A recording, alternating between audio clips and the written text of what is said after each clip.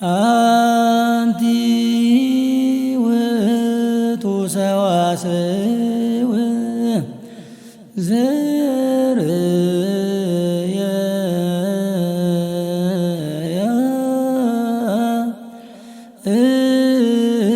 قل مدر زي بس كسماي وملايت እግዚአብሔር ያርጉ ወይወርዱ ውስቴታ ሰአሊለነ ቅድስ ክቡራን ሊቃውንተ ቤተ ክርስቲያን አቦና ክቡር ሊቀ ብርሃናት መምህር አምሃ ናይ አቋቋመ ክቡር መጋቢ ምስጢር መምህር ምሴተካ ናይ ስብከተ ወንጌል ክፍለ ኃላፊ ክቡር አቦና መምህር አባ ተስፋ ኪሮስ ዘገየ ናይ ስብከተ ወንጌል ክፍለ ኃላፊ ስብከተ ወንጌል ትምህርት ቤት መምህር ክቡር ናይ በኩረ ትጉሃን መርሃ ጽድቅ ናይ ደብረ ገነት መድኃኔ ዓለም ቤተ ክርስቲያን ዋና ጸሐፊ ክቡራን በብማዕርጉም ሰራሕተኛታት ቢሮ ክቡራን ናይ ዕድም ተገበረልኩም ናይ ሚድያታት በመጀመሪያ ጊዜ ሰላም ደሓዲርካቱም እግዚአብሔር አምላኽና በሰላም አሕዲሩ በሰላም ኳዓራኸበና ምስገና ተለመስገና ከይነሐልፍ ሚድያታት ሓደ 8 ሚድያታት ኢና ጸውዒና ነርና ጥብራህ ሚድያ ተረኸቦም ለው ጽዮን ሚድያ አይተረኸዊ ሰዋስብ ሚድያ ተረኸቦም ለው ስርጉት ሚድያ ተረኸቦም ለው ደደቤት ሚድያ አይተረኸዊ ቴሌቪዥን ትግራይ አይተረኸዊ ቴሌቪዥን ድምጽ ወያነ አይተረኸዊ ብራኸ ሸው ሚድያ አይተረኸዊ ካብዚ አቶም ካብ 8 እዞም ልመጹ ሚድያታት ጥብራህ ሰዋስብ ሚድያ ስርጉት ሚድያ ልመጻኹምና ብክብር እግዚአብሔር አምላኽና ክብር ለና በሰንኳዕ በሰላም ምስገና ይብጽሐና ማለት እዩ በሰላም ኳዕ መጻኻቱም የቀንየና ኢና ንብል ያው ትናይ ለማዓንቲ አጀንዳና ወይ ደሞ መንፈሳዊ ስብሰባ ይባሃል ለኻሊ ልናጋገሩ ነገር ይልናይ ናይ ሐቅና ሐቂ መናጋገሪ ኢና ትልሎ መንፈሳዊ ስብሰባ እዩ ትናይ ሓደ ናይ ቤተክርስቲያንና ጸለመ ዝግበር ዘሎ ወይ ደሞ ሰሪሕኻ ሐምሌ ሰሪሕኻ አልሚዕኻ ሐምሌ አልማዕኻ ስለ ልውረይ ዘሎ እና ሰራሕና እናሃለና በደንብ ገርና ባን ሰረሕና በሚድያና ክሰምዓና ህዝብ ሁሉ ኢና ልጸዋዕና እሞ ሓደ ግልጽ እዩ ኣብዚ ብዙሓት ተማሃሮ ኣለውና ሊቃውንት ቤተክርስቲያን ለምህርዎም ከም መምህር ሊቃውንት ከነፈረግ በዓል ሞያ ብዙሓት ላብ ሽሕ ተማሃሮ ጠቕላላ አቦናውን መምህር መላእከ ሊቀ ብርሃናት አመሃውን ብዙሓት ተማሃሮ ኣለዎም እዞም ተማሃሮ እዚኦም ደሞ ብጣዕሚ ብቲ አውደ ዓመታት ብልምልከቶም አካል ክናገሩ እዮም እዚ ንሞ 3-4 አጀንዳ እየን እቲ ሓንቲ እውን ናይ ሓውና ፍሉጥ እዩ መምህር አሰፋ ንጉሰም ክሻበሎም ማዓንቲ ሰራሕተኛና ምዃኑ እዚ እውን ክናጋ መልሲ ክንህወሉ ስለልኾነ እዩ ያው ናይ ለቅስቃሴ ልምዓታት እውን ምንቅስቃስ ለመናጋገር መንፈሳዊ ሚድያታትና እውን በደንብ ገርም ክትሕዝና ጽቡቕ መንፈስ ሃምለና ጽቡቕ ናይ ቤተ ክርስቲያን ስራሕ ንጓዓዝ ሃምለና ኢና እምበይ خالي سب كنا العل خالي سب كن بالعي خلنا يمو زهر علم يتعنا هنا المصهم زي مثل أجندة نامو لسمعهم كبر زهر عمل خلنا كبر مسكنا يصحيه وسهات لأجزاهر أول مهارو تمهارو وين بزحت تمهارو خم لاوم كل الفصول تحق أيو زي وين قمتو مصحف قدس زولا لاي وانجيل لوقاس بعال تجبر تخين كا نديان صو تشجرهم ردا خمزبل زو دبري ون عبي دبري ناي أدبارات مقالة ممكحن أوران سلازغانة اتوم بوتاتنا قدمي اليوم زنبرو يخون حزز اللو قدمي أوزم عبيت خبراء عالات اتبعال قدم موصحو أسكاس تقبروا لهم سخاتهم تفهلنا أنا غصب كتوانجل كفلية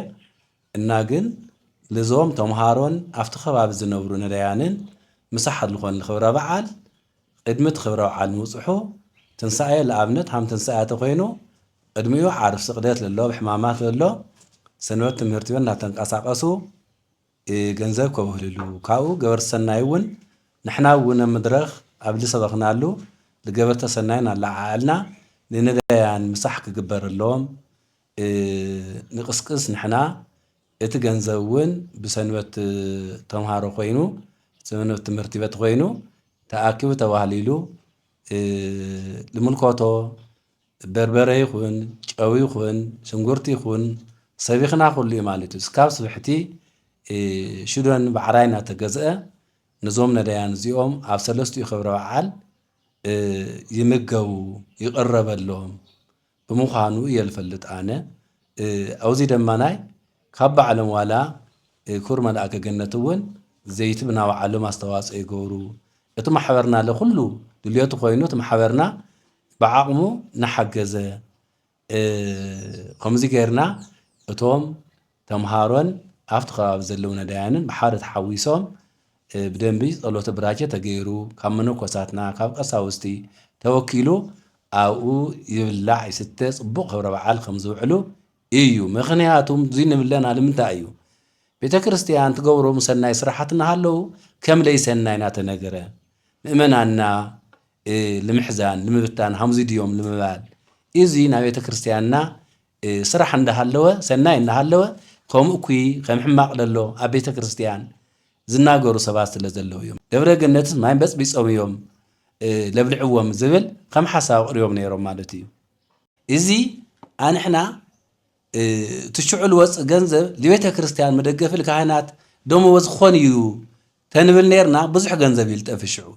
ምኽንያቱም ልዕሊ 150 እንኾን ገንዘብ ኣስተዋጽኦ ይግበር ምኽንያቱም 80,000 ተባሂዎ እዩ ባዕላይ ልሕረድ ለሎ ሽሉን ባዕላይ ልሕረድ ካብኡ በርበረ ትበሃል ዘይቲ ትበሃል ካልእ ትበሃል ብዙሕ ብፍላይ ከዘብ ነብዘን ብዙሕ ህዝቢ hayነ ጭንቕ በማለት ሰበካ ጉባኤ እውን እኽለይ ዋጻይ ነይሩ ካብኡ ልግበር ነይሩ ግን ካ ሰበካ ጉባኤ ወጻእ ተገይሩ ኩንታል ጣፍ ተሸሚቱ ማለት እዩ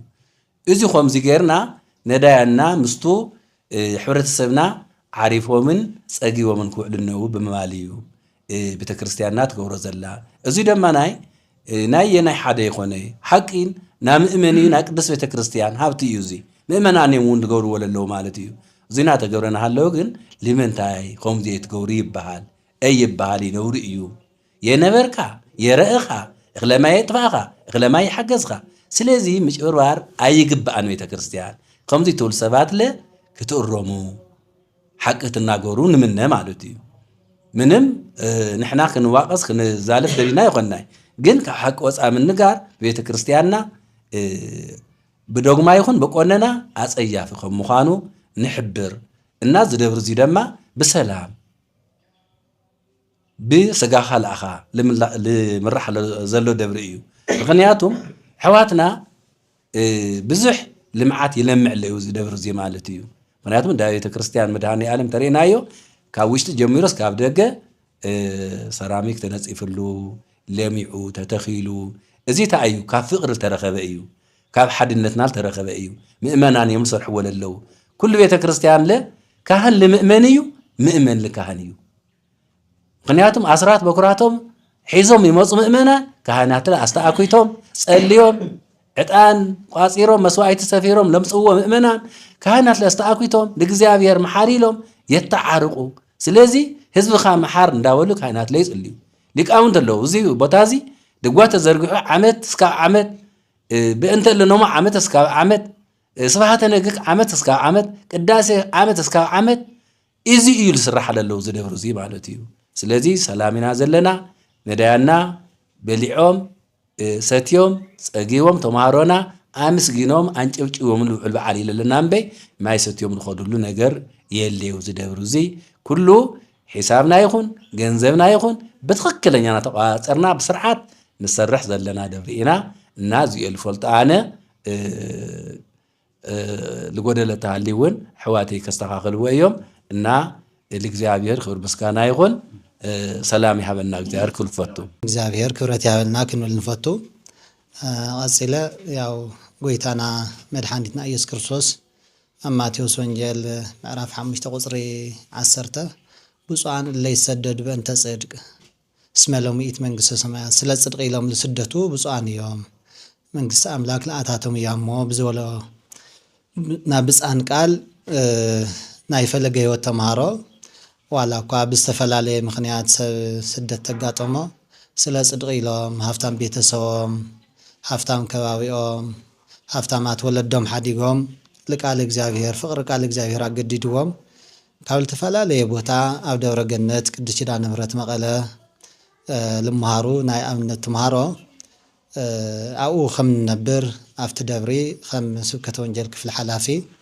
ተምሃራይ ኮይነ እውን ኣብ መምህር ገብረ ጊዮርጊስ ላተምሃርና ላሃለና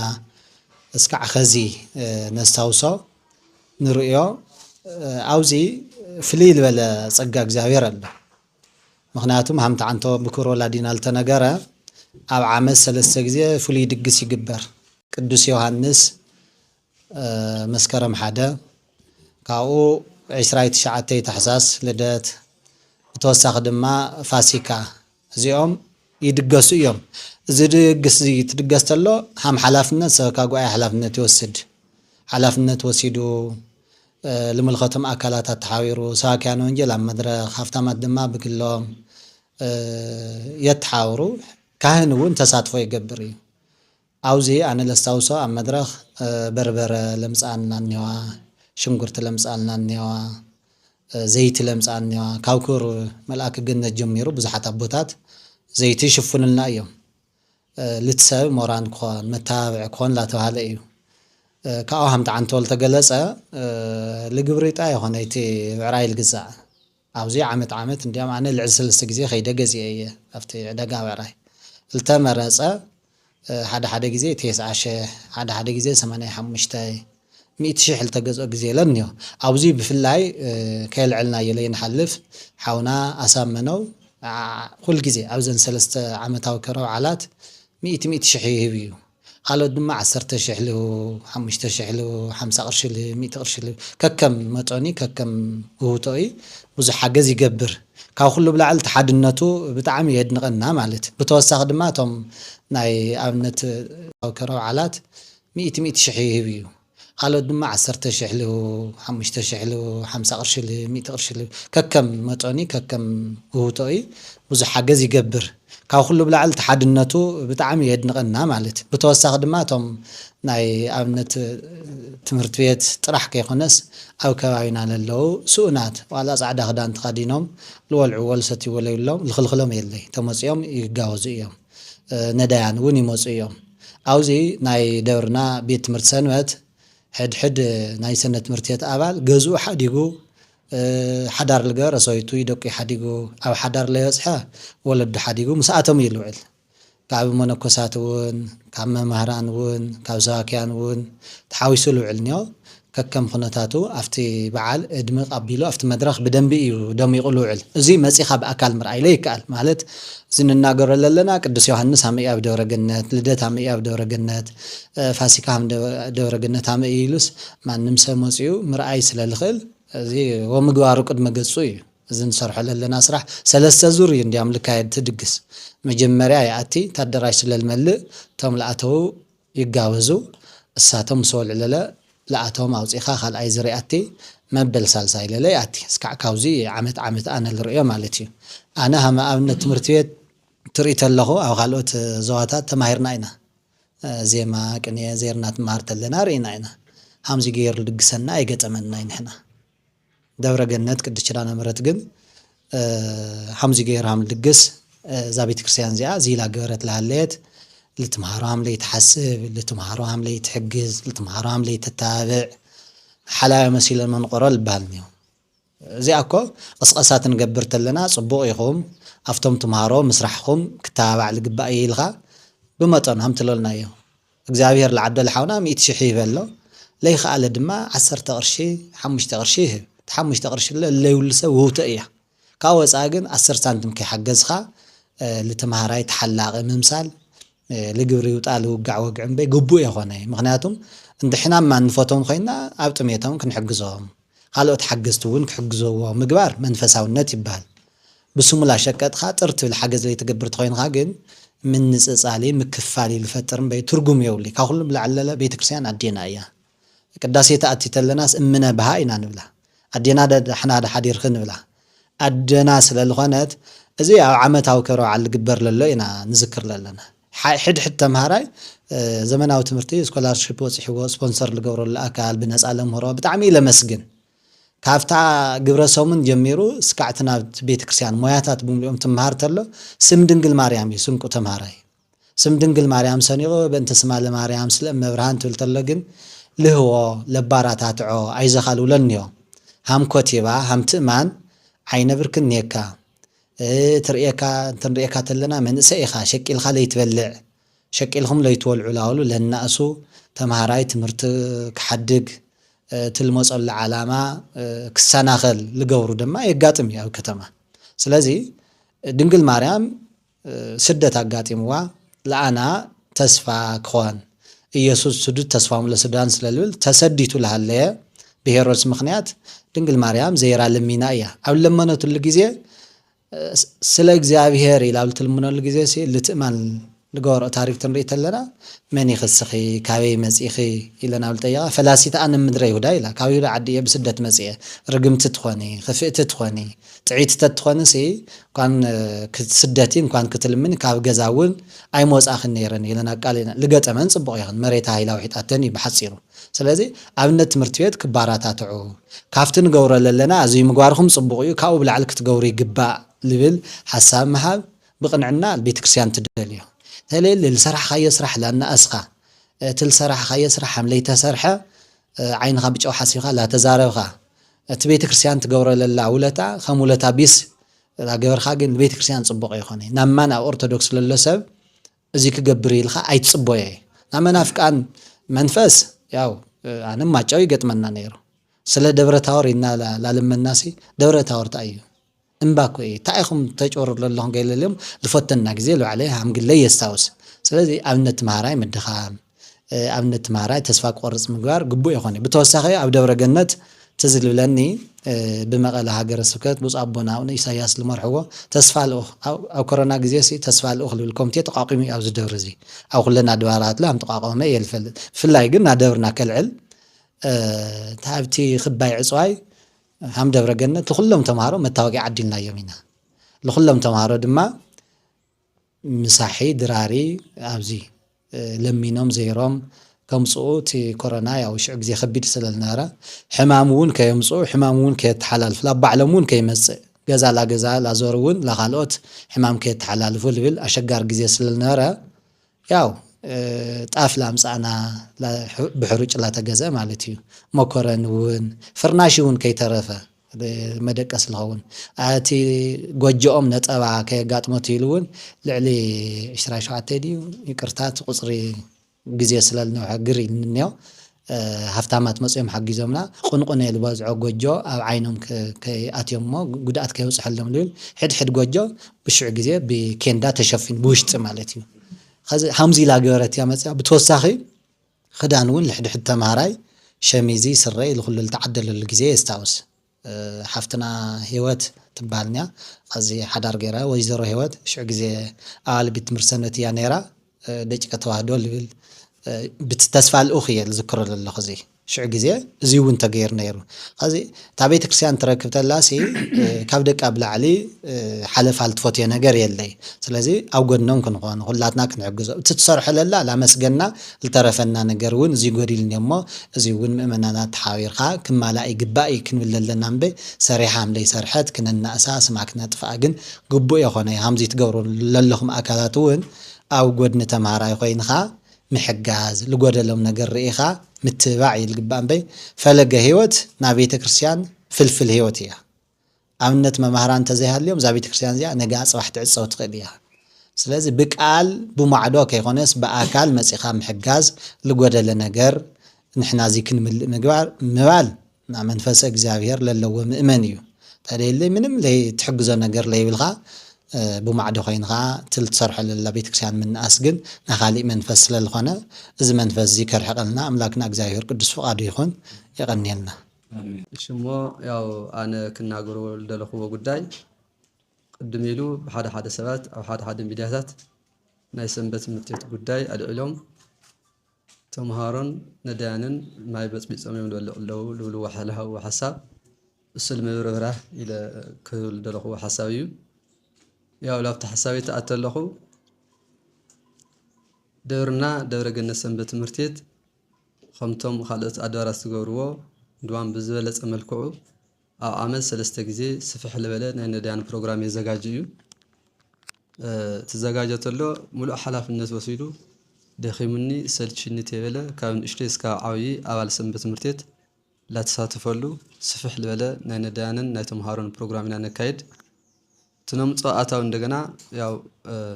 ብንጀራ ካብ ህዝበ ክርስቲያን እናለመና በርበረን ተፈላለዩ ጉዳያት እናለመና በቅርሺ ካብ ገበርቲ ሰናያት ከምኡውን ካብ ቤተ ክርስቲያን ተፈቀደና ብሰበካ ጉባኤ ብዝፈቀደና መሰረት ኣብ ሓደ ሓደ በዓላት ፅላል ብምዛርን ብቅስቀሳ ብምግባርን ኢና መምህራን ይቅስቅሱልና ከምላ ገበርና ኢና ክንሰባሰብ ንኽእልና እዩ ቅርሺ ድሕሪኡ ኣብ ዓመት 3 ግዜ ትካየድ ተሎ ስፍሕ ብልበለ ልዕሊ 5,000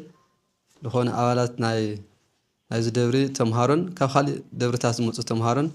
ከምኡውን ዝፀገሙ ነዳያን ኢና ነዘጋጂ ስለዚ ኣብቲ ዝግጅት መፂኻ እውን ብኣካል ምርኣይ ይከኣል እዩ ስፍሕ ብልበለ ኣብ 3 ግዜ ኣብ 4 ግዜ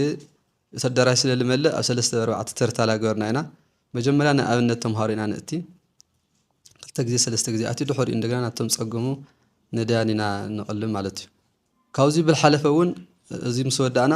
ኣብቲ ከባቢና ለለዉ ፅግማት ዝኾኑ ዝነብሩ ሰባት ናብ ገዛ ገዛ ላዘርና እውን ፀብሒ ነከፋፍለሉ ኩነታት እውን ጀሚርና እኒአና ማለት ስፍሕ ላበለ ስእሊ ከሎ ኣብ ከምዚ ኩነታት እውን በፂሕና እኒአና ማለት ስለዚ ትደብርና እዚ ትሰንበት ትምህርት ቤትና ካብ በቆልኦትና ጀሚርና ቀድሜና ዝጀመረ እቲ ናይ ነዳያን ፕሮግራም ናይ ተምሃሮ ናይ ነዳያን ልብል ሕዚ እውን ተጠናኺሩ ስፍሕ ብልበለ ዝኸደሉ ኩነታት እዩ ተፈጢሩ ዘሎ ስለዚ ሕዚ እውን ኣብዚ ቀረባ ግዜ ናይ 1 ዓመት ንገብሮ መስተንግዶ መፂኹም ምርኣይ እውን ምስታፍ እውን ትኽእሉ ኢኹም ብዝተኻእለኹም ዓቕሚ እውን ምሕጋዝን ምስታፍና ከም ትኽእሉ ያው ኣብ ሰንበት ትምህርት ቤት ኣባል ሓሳበይ ከቕርብ ይደሊ ሓደ ሓደ ዝወሃበሎ ኣስተያየት ግን ትክክል ዘይኮነ ሰንበት ትምህርት ቤት እውን ጎዳእ እዩ ካብ ሰንበት ትምህርት ቤት ሓሊፉ እውን ልታ ቤተክርስትያን እውን ዝጎዳእ ሓሳባት ስለ ዝወሃብ ኣለዉ ትክክል ከም ዘይኮነ ያው መፂኹም እውን ክትሪኡ ከም ትኽእሉ ለለና ሓሳብ እየ ከካፍል ደሊ ወስብሐት ለእግዚአብሔር ወለወላዲቱ ድንግል ወለመስቀሉ ክቡር እግዚአብሔር አምላክና ተኸረ ተመስገነ ይኹን ሞ ዝዕለት እዚ ያው ኣብዚ ኣብ ደብረ ገነት መድኃኔ ዓለም ቅድስት ኪዳነ ምሕረት ልደታ ለማርያም አብያተ ክርስቲያናት ናይ ካፍቱ ናይ ቃለ ኣዋዲ መሰረት መምርሒ ሓደና ምግባረ ሰናይ ተልእኮ ልተውሃቦ ዝሰርሕ ሓደ ኣባላት ኮሚቴ ኣለዎ ያው ኣብቲ ኮሚቴ እዚ ካብ 2008 ዓመተ ምህረት ጀሚሩ እዩ ክምስረት ዝኸኣለ እዚ ድማ ትምስረት ተሎ ያው እግዚአብሔር መንፈስ ቅዱስ ዝገለጸሎም ኣካላት ቅዱሳት ኣብ ቤተ ክርስቲያን ለዓወይ ሰባት እዮም ቱ ሓሳብ እዚኣ መንጭነት አንቶ ይግለጽ ነይሩ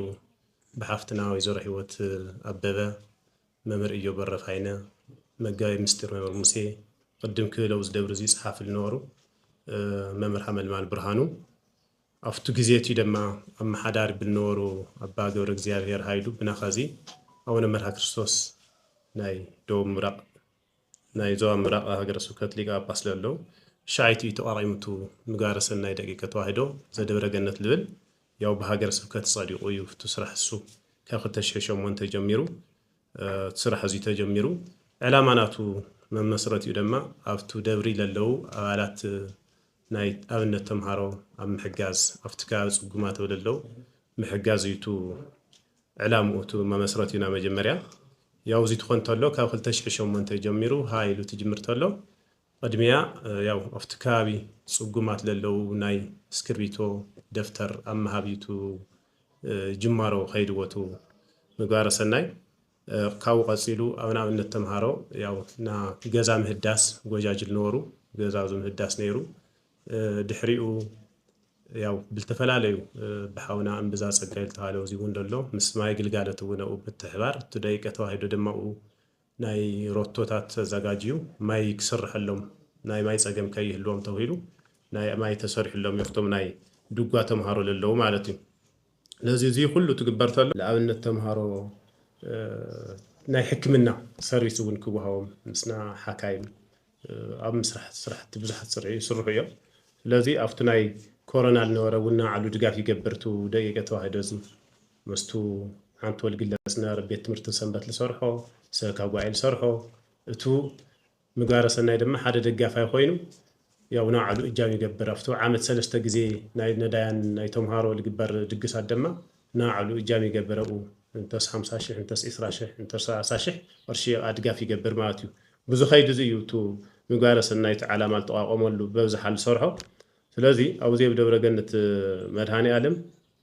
ብዙሓት ዓበይቲ ስራሕቲ ይስርሑ እዮም ተምሃሪ ኣብ ምሕብሓብ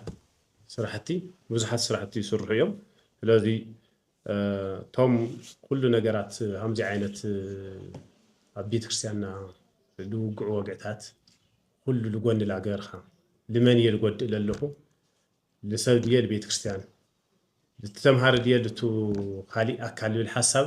ኣውዚ ዝተውዒሉ እዩ ሓደ ሰብ ክናገር ልግብኦ ተለይ ኮይኑ ኣብቲ ደብርሱ ልስራሕ ስራሕቲ ኩሎም ነገራት ልኾነ ሚድያ እውን ሃምዚ ዓይነት ተቐርብ ተሎ ኣብቲ ደብርሱ ወሪዱ ክሰርሕ ልግብኦ ኣብቲ ቦታ ስታ ይስራሕ ኣሎ ኣገናዚኡ ክመጽእ ልግብኦ ናጋ ንግሆ ውድቀትና መን ይኮን ልግብኦ ሓሳባት ክመጽእ ልግብኦ ስለዚ እቶም ዓበይቲ ስራሕቲ እዚኣቶም እናተሰርሑ ኣብቶም ና ምግባረ ሰናይ ኣብና ኮቪድ ይኹን ኣብና ኮሮና ይኹን ኣብና ጦርነት ግዜ ኣብ ጀሚሩ ብዙሓት ስራሕቲ ላተሰርሑ መጽኦም እዮም እዚኣቶም ሰለስቲኦም ግን ተናዮም ይምልከት በብዝሓ ላዕለዋይ ኣካል እንየው ሰካ ጓይ እቱ ምምሕዳር ናይ ቤት ትምህርቲ ሰንበትና ዓልደማ ኣሎ እዚኣቶም ሰለስቲኦም ተን ኩለን ኣካላት ስራሕቲ እዚኣተን ና ኩልቲኦም ውፅኢት ና ሰለስቲኦም ውፅኢት እዮም ተንስራሕ ዘለዋ ስለዚ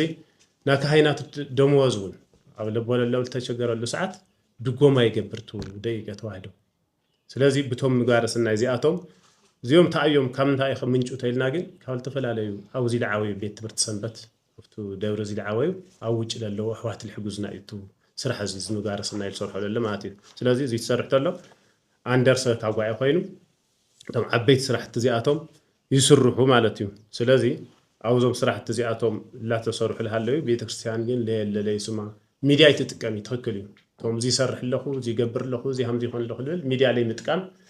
ኣብቲ ማሕበረሰብ ታይ ይሰርሕ ቤተክርስትያን ብዙሕ ኣወንታ ብዙሕ ርዲእ ስለለይብሉ ድዩ ኢሉ ና ምግንዛብ ሰባት ክዳናገሩ ደማ ይኽእሉ እዮም ስለዚ እዚኣቶም ዞም ስራሕቲ እዚኣቶም ከም ቤተክርስትያንና ለድሕር ደጊም ናዓሉ ሚድያ ተሓልዩ ናዓዱ ታይፕስም ተገይርዎ ላብ ህዝበ ክርስቲያን ትልቶም ተሰርሑ ስራሕቲ ልንፃረቁሉ ግዜ ክመጽእ ማለት እዩ ወቅት በዓሉ ስለልጠልብል ኣሎ ስለዚ ሃም ደቂቀ ተዋህዶ ምግባረ ሰናይ እቶም ዓበይቲ ስራሕቲ በተለይ ኣብነት ተምሃሮ ኣብኣቶም ኢቱ ዓብይ ዝሰርሑ ዘሎ ምስክርነት በዓላቶም ይኩን አልግቦም ነይሩ ቱ ሚድያ በዓሉ እውን ኸይዶ ቃለ መጠይቅ ገይሩ ምስክርነት ምግባረ ሰናይ ደቂቀ ተዋህዶ ስታይ ይገብር ሰንበት ትምህርቲ ስታይ ይገብር ሰካ ጓይ ስታይ ይገብር ልብል ኣፍቶም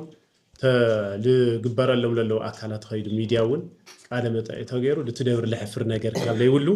ዓበይቲ ስራሕቲ እዮም ዝስራሕ ዘለዎሞ ስለዚ ብዙ ተገንዚቡ ብዙ ግንዛቤ ወሲድና ናቲ ደብሪ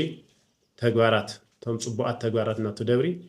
ልጎደለ ተሃሊ ደማ ተኣሪሙ ይክኸል ልግብኦ ቤተክርስትያን ምስቶም ሃምዚ ለለው ኣካላት ደማ ኣብዚ ቤተክርስትያን እዚ ጉድለት ተሃሊ እዚ ኣብ ጉድለት እንይሉ እዮም ክሕልፉ ልግብኦም ስለዚ ብዙ ተኣሪሙ ተለኸድ ዝበለጸ ይክእል ይደሊ ይቐንየሉ ካብ ናይ ሰንበት ትምህርቲ ቤት እውን ካብ ናይ ስብከተ ወንጌል እውን ወለድና ብጣዕሚ ትልሎ ስራሕ ይኸዝውን ትልሰራሕናየ ስራሕ ብኣካሉ ይረኣይ ስለለ ዘሎ ያው እዚ መስል ቶም ተምሃረና ግን ብማይ በፅቢፆም ኣየውዕል ዘለው ናይ ካሊእ ኣጀንዳ ደሞ ስለ ናይ መምህር ኣሰፋ ንጉሶም ኣብዚ ይፍለጥ እዩ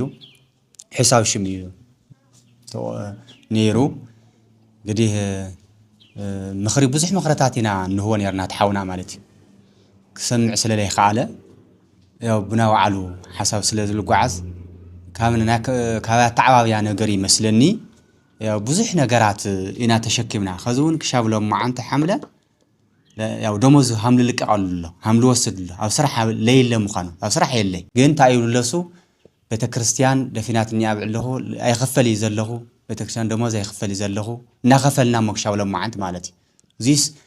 ታበ ለኣናስ ወኣይ ድንቋል ታበ ቤተክርስትያን ደኳን እሽተን ወነየው ላይ ኣብ ስሩሕ ዘይለ 9 ወርሕ ለኣክል ኣየር በኣየል ገንዘብ ስለለወሰድ እናወሰደ ናይ ያው ሰራሕተኛ ቢሮ ዘለው ምስክራት እውን ለው ሒሳብ ሽም ኣለው ተሓዝ ገንዘብ ኣለው ለኣጀንዳና ክንሸግርሞ ያው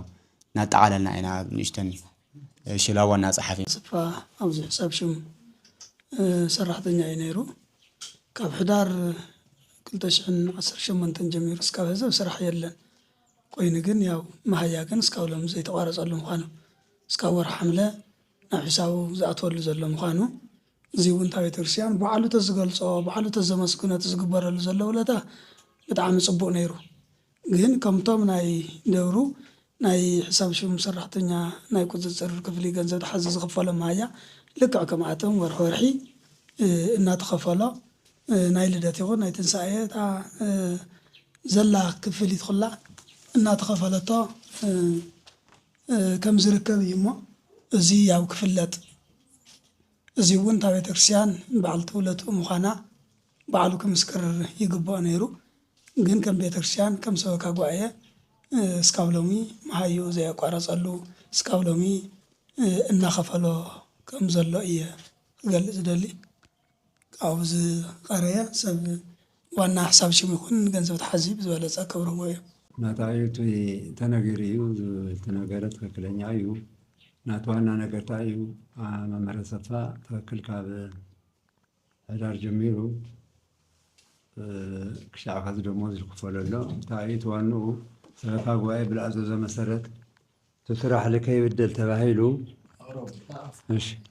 ስራሕ ከይብደል ተባሂሉ ካብ ታሕሳስ ጥሪ የካቲት ዋና ጸሓፊና ብሰበካ ጉባኤ ደሪቦም ሃም ዝሰርሑ ተባሂሉ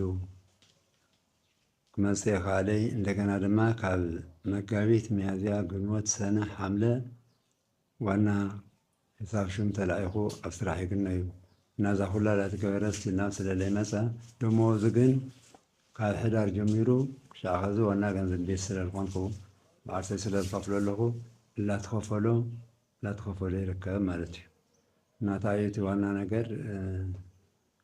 ሰበካ ጉባኤ ልሎ ክሻዕ ከዚ ያው ደሞዙ ላትኸፈሎ ምንም ዝወዱ እዚ ግርኸወ የለይ ግን ክሻዕ ከዚ ግን ስለለይ መፀ ነገር ግበር ስለለይ ይኽእል እና ላትኸፈሎ ግን ሓደ ዘረባታት ተኸፈልኩ ማለት ግን ኣግባብ ስለለይኮነ ሰበካ ጉባኤ ግን ላኻፈለ ስለዝርከብ ብጣዕሚ እዩ ዝኸፍሎ እና ንግግር እዚ ይጨርሽ ካብ ዝተፈላለዩ ሚድያ ዝመፅኹም ኣሕዋትና እንኳዕ ደሓን መፅኹም ክብል ይደሊ ከም ትቕድም ኢሉ ዝተባሃለ ብኮር ኣመሓዳሪኹም ብዋና ጸሓፊ ዝተነገረ ኣነ ብፍላይ ናብዚ ከም ሒሳብ ሽም ካብ ዝምደብ ካብ ዝጀመርኩሉ ማለት እዩ መጀመርያ ዝተዋወነ ናይ ሰራሕተኛታት ዝርዝር ኣሎ ሕድሕድ ኣገልጋሊ ስሙን መሃይኡን ከምኡ ድማ ስራሕ መደቡን ዝገልጽ ማለት እዩ ስለዚ ናይ ሓውና ዲያቆን ሰፋ ንጉሶም እውን ኣብቲ ዝርዝር ኣገልገልቲ ስም ኣሎ መደብ ስርሑ ድማ ሰንበት ትምህርቲ ቤት መምህር ዝብል ኣሎ ስለዚ ካብ መጋቢት ጀሚሩ ኣብ ጀመርኩሉ ኣነት ስራሕ ማለት እዩ ክሳብ ሎሚ ሓምለ ሙሉእ ደመወዝ እንዳረኸበ ዘሎ ማለት እዩ ልክዕ ከም ሓደ ሒሳብ ሹም ከም ቁፅፅር ከም ገንዘብ ተሓዚ ዝረኽቦ ደመወዝ እዩ እዚ ድማ እንታይ እዩ ምናልባት ኣብ ኣገልግሎት ከምዚ የለ ይፍለጥ እዩ ኣብ ኣገልግሎት የለን ኣብ ኣገልግሎት ዘይሃለወሉ ምክንያት ሓሚሙ ተባሂሉ እዩ ሓሚመ እየ ስለ ዝበለ ነገር ግን እዚ ውሉድ ቤተ ክርስቲያን እዩ ወዲ ቤተ ክርስቲያን እዩ ናገልገለ ዝነበረ እዩ ስለዚ ኣብ ሕማሙ ግዜ ቤተ ክርስቲያን ክትከፍሎ ይግባእ ክትሕግዞ ይግባእ ዝብል እዚ ወስኡ ኢሉ ይኮነን ሃገረ ስብከትና ካብ ብፀቦና ጀሚሩ ወረዳ ሰበካ ጉባኤና እውን ይፈልጦ እዩ ኣብ ኣገልግሎት ከምዚ የለ እዚ ግን ኣብ ሕማም ስለ ዘሎ ክውሃብ እዩ ዝግብኦ ክሕገዝ እዩ ዝግብኦ ተባሂሉ እናተኸፈለ እዩ ዘሎ ነገር ግን ኣብ ሚድያ ወፂኻ ሙዚ ዘይከይድ ሓሳብ ድፍን በል ተባሂለ እየ ዝብል ፍጹም ንቤተ ክርስቲያን ዘይውክል ካብ ሓደ ኣብ ቤተ ክርስቲያን ዝዓበየ ኣብ ቤተ ክርስቲያን ዘገልግል ሰብ ዘይንጽበዮ ነገር እዩ ዝዛረብ ዘሎ ማለት እዚ ከዓ ንቤተ ክርስቲያን ስም ዘጸልም እዩ ንውልቀ ሰባት ኣይኮነን ከም ቤተ ክርስቲያን ዝጎድእ ናይ ቤተ ክርስቲያን ክብሪ ዘንእስ ስለ ዝኾነ ስለዚ እዚ ትክክል ኣይኮነን የግዳስ ካብ ዝገርመኩም ኣነ ናብዚ ካብ ዝተመደብክዎ ግዜ ጀሚሩ ብዝግባእ ርክክብ ስለ ዘይገበረ ርክክብ ጥራሕ ኣይኮነን ቅድሚ እውን ናይ ኦዲት ስርዓት ስርዓት ዘለዎ ኦዲት ገይሩ ኦዲተራት ዘይተዓፀወ ሒሳብ ኣለዎ ዘይተፃረየ ሒሳብ ኣሎ ንሱ እውን ርክክብ ኣይፈፀመን ንብረት ኣይተረከብና ምክንያቱ ከም ትፈልጥዎ ናይ ሒሳብ ስራሕ ኮምፒተር የድልዮ ፕሪንተር የድልዮ ናይ ሒሳብ ዶኪመንት መቐመጢ የድልዮ እዚ ንብረት እዚ ኣይረከበናን እዚ ድማ የግድ ስራሕ ክስራሕ ስለ ዘለዎ ኣገልግሎት ክቋረጽ የብሉን እቲ እሱ ሒዝዎ ዝነበረ ንብረት ናይ ገዳም ንብረት እዩ ናይ ቤተክርስትያን ንብረት ናይ ውልቀ ዝበሃል ንብረት የለን ነገር ግን ስለ ዘይረከበ ስርዓት እውን ኦዲት ስለ ዘይተዓፀየ ከም ብሓድሽ ኮምፒውተር ክግዛእ ፕሪንተር ክግዛእ ይተገይሩ ምክንያቱ ኣብዚ ከባቢ 9 ዝኣክል ኣገልጋሊ ኣሎ እዚ ኣገልጋሊ እዚ ካብ ኣብነት መምህራን ጀሚሩ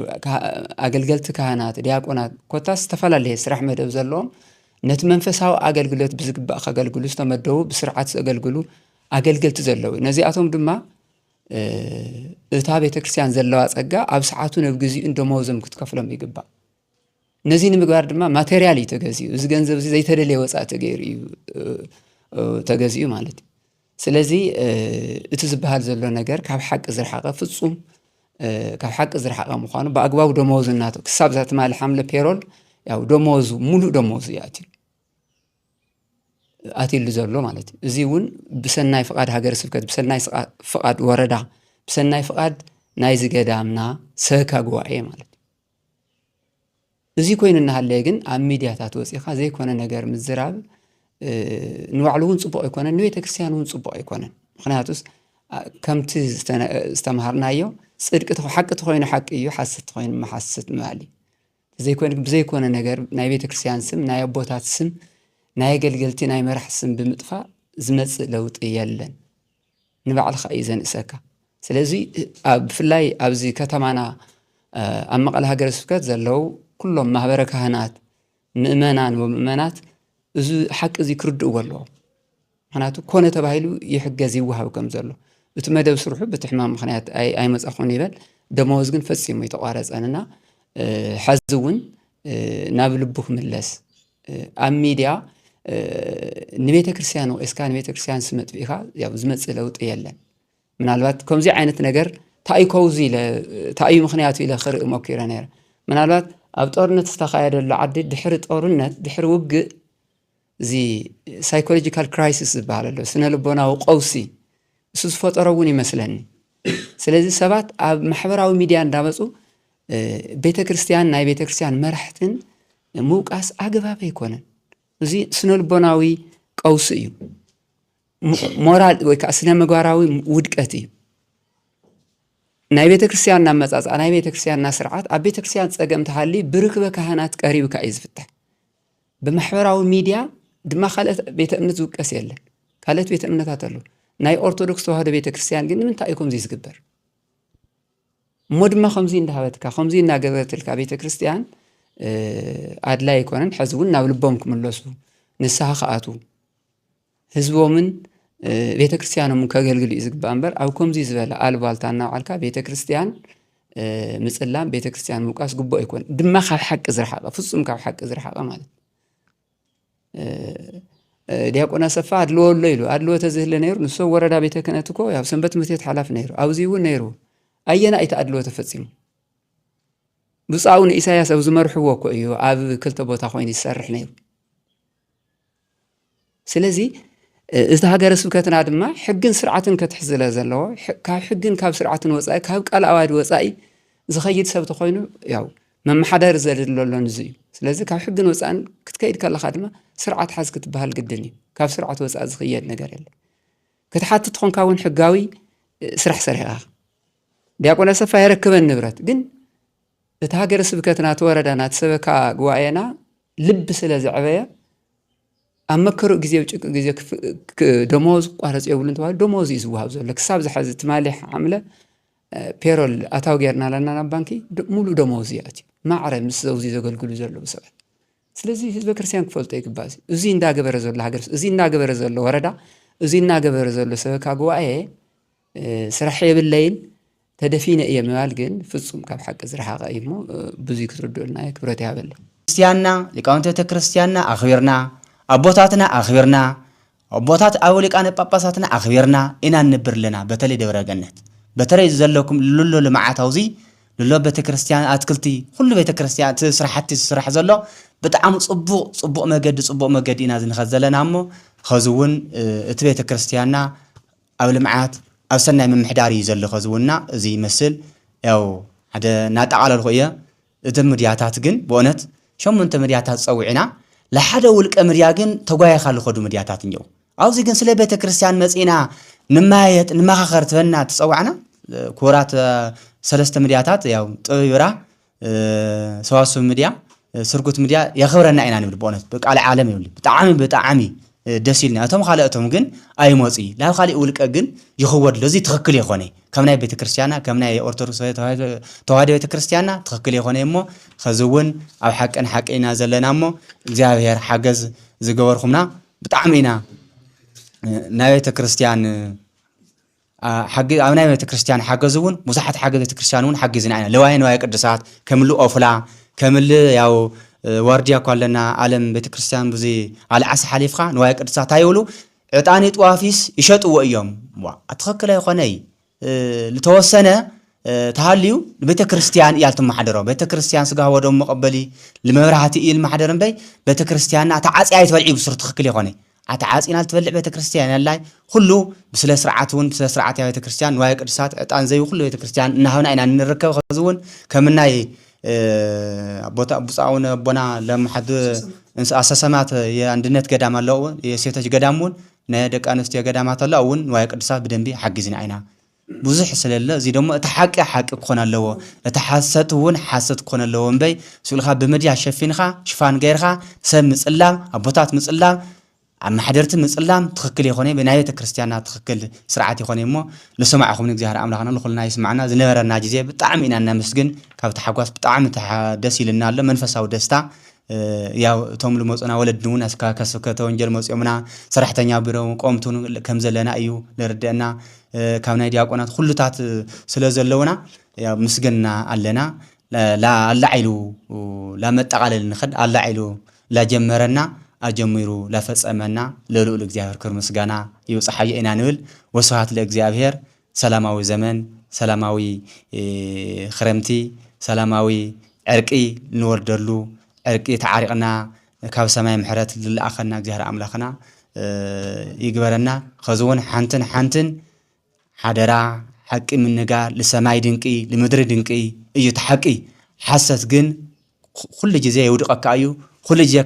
ካብ ሰብ ትሕት ይዘቕምጠካ እሞ ያው ልነበረና ግዜ እዚ መስል ወስብሐት ለእግዚአብሔር ያቀኒየለይ